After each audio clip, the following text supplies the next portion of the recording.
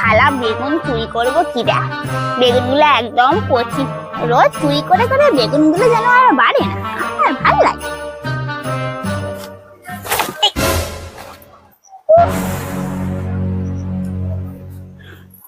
যা, জুতোটা গেল, একদম গেল।